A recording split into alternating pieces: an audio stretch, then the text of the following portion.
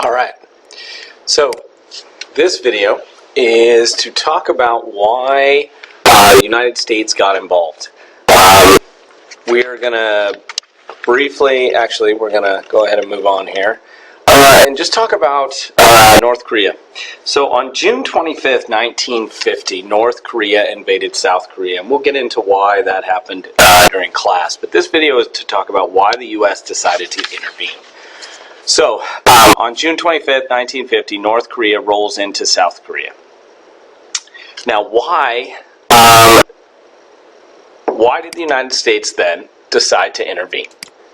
The two nations basically came about because the Soviet Union rolled through China at the end of World War II, just before the Americans dropped the bomb, and they rolled all the way into North Korea. Now, they stopped at the 38th parallel because that's where the U.S. troops were massing and training for the invasion of Japan. And basically what happens in that situation is then Korea is divided into two. And the idea was that each nation would kind of run those, and then when they left, they would hold or unify them through elections, but the Soviets weren't budging.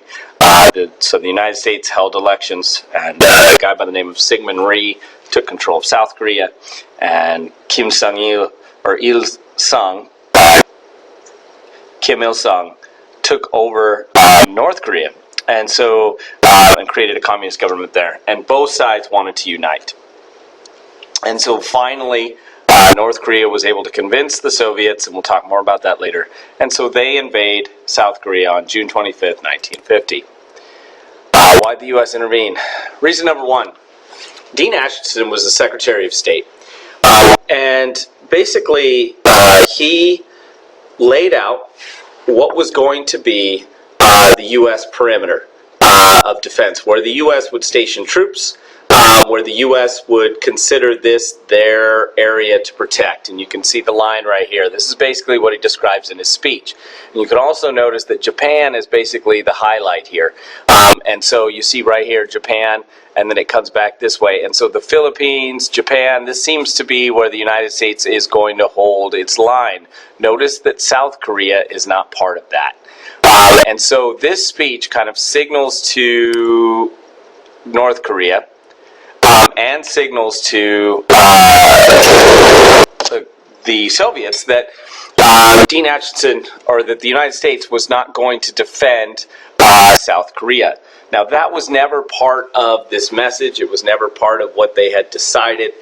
What they had decided was that they would station troops within those areas, that the U.S. would then defend those with their own troops. They never intended for this speech to be a reason or to say, we're not going to defend South Korea.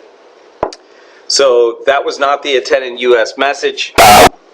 All Dean Acheson done, or what he said he did later, was just to repeat MacArthur's position that the exclusion of South Korea was not what the U.S. not try to stop an invasion, but that they would not station troops. They pulled out of South Korea because they were worried Syngman Rhee would try to invade the North or do something that would get them involved in a war, and they did not want to get into a land war in Asia. Number one rule in history. So, however, this oversight emboldened Kim Il-sung and his backers to go ahead with the invasion, and it's one of the reasons people give for why Stalin finally approved Kim Il-sung's desire to do that.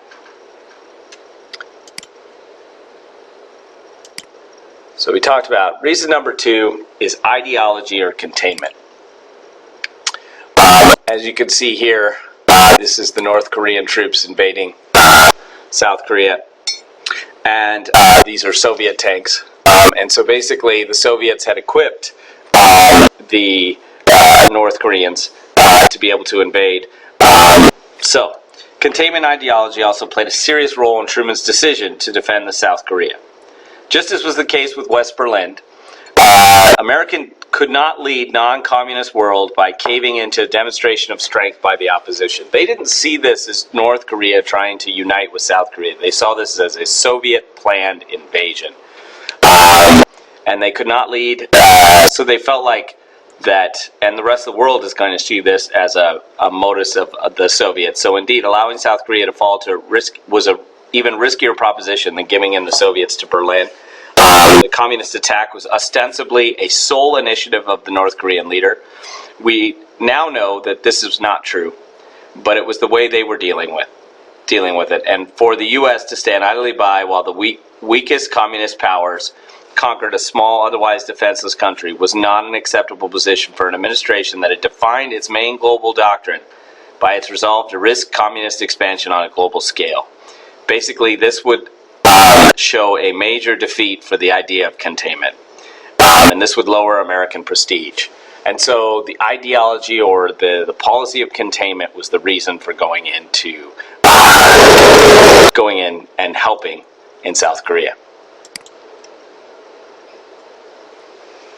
Why did the U.S. intervene? Again, reason number 3, McCarthyism. Afraid to look weak and be criticized by the Republican Party. Basically, McCarthy Truman intimidated President Eisenhower later, and basically he was, with his anti-communist message, felt like he could then put forward what he felt like was important.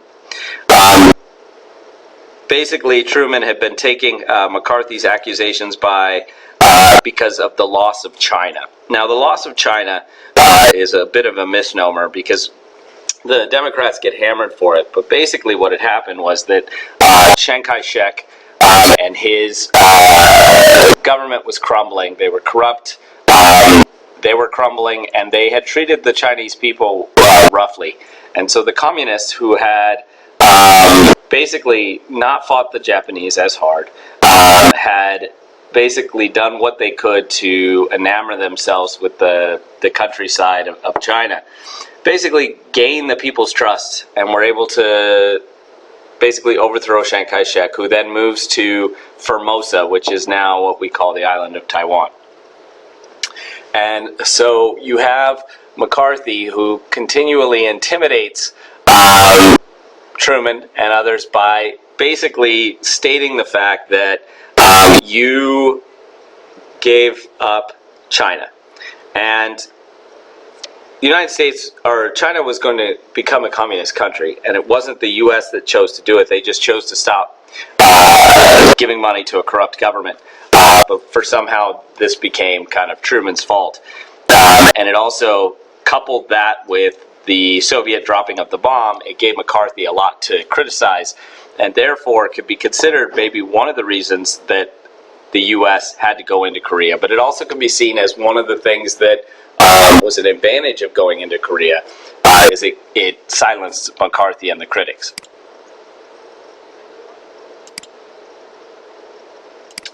So, reason number 4, and this is something we're going to look at a little bit more today. Or actually, we're going to look at reason number 4, don't have that one up here, is the NSC 68, which is a document that talks about the fanatical faith that the Soviet leaders have and their desire for total domination of Eurasian landmass. With this polarized world, the U.S. needs to build a more powerful bomb, build up conventional forces to defend our shores, and enable it to fight limited war abroad. I think one of the things, we are going to read this document today for the first day of class, just to kind of look at what was going on with NSC 68 and what is its role within Korea. The last reason I want to talk about is reason number 5, and this is what John Lewis Gaddis, who wrote a book on the Cold War and is considered one of the major historians, this was his reason. He felt like this was the major reason for why they got involved, and that is Truman didn't want to let the UN down. And we could say that it wasn't that the UN had already decided to go in and the US were going to support them, but the idea of collective security. So to allow the Soviets to allow North Korea to invade South Korea goes against the whole idea of collective security with the United Nations, which follows in the wake of the failure of the League of Nations. And so to allow this to happen would basically weaken the UN to the point where it was no longer really a body that would be worthwhile. Now,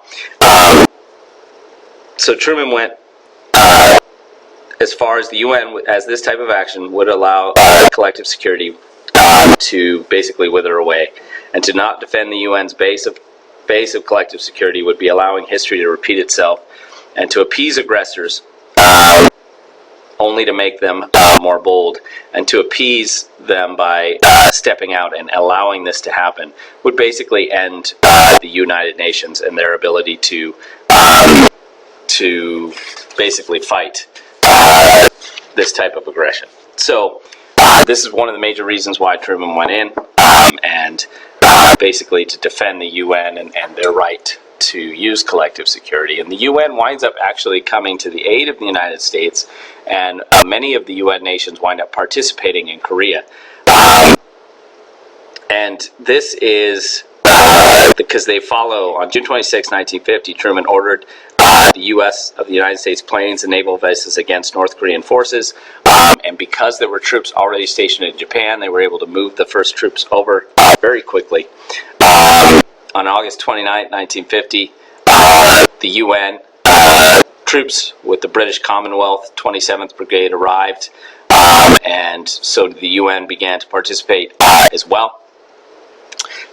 And the only reason the UN was able to participate was that Stalin had made a mistake. Stalin was on the UN Security Council, and basically, if he would have been there, one vote on the Security Council can end any type of UN action. So if the Soviets had been there, they would have just voted against this, and that would have kept the UN out of it. But because they were boycotting the UN, that allowed the UN to go through it. And they were boycotting because they felt like Mao should be added to the Security Council and to the UN. And until that was going to happen, the Soviets wouldn't come back to the United Nations. And obviously that probably might have led to why the Soviets allowed the North Koreans to get involved in the first place, and underestimated the UN and underestimated the United States' desire to support that. So this is probably the reasons why the United States got involved. The last thing to talk about was the fear for Japan, and Japan's safety would be jeopardizing by facing a communist Korea. To allow the entire landmass to fall under to fall under North Korea and basically be a satellite of the Soviet Union would leave the United States, that Japan would be difficult to defend because of how close that is. By giving South Korea, or continuing to defend South Korea, the United States is keeping a buffer for what they consider much more important, which is Japan. So that is why the United States got involved, and we will talk more about first why the Koreans got involved, and then what it looked like after the United States got involved, and how they fought the war.